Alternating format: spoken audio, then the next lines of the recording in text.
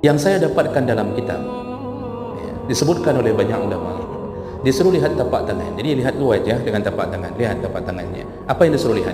Bukan warna kulit, bukan mulus tak mulus kulitnya, tapi disuruh lihat halus atau tidak. Diutamakan jangan memilih isteri dengan tapak tangan terlalu halus. Kenapa? Nanti dia tak mau melayani suami selayaknya seorang isteri. Suruh cuci piring, katanya tak pernah, mamak tak pernah suruh cuci piring. Kok abang dah mulai suruh cuci piring? Akhirnya dia ribut gara-gara suruh cuci piring. Jangankan cuci piring, Mak.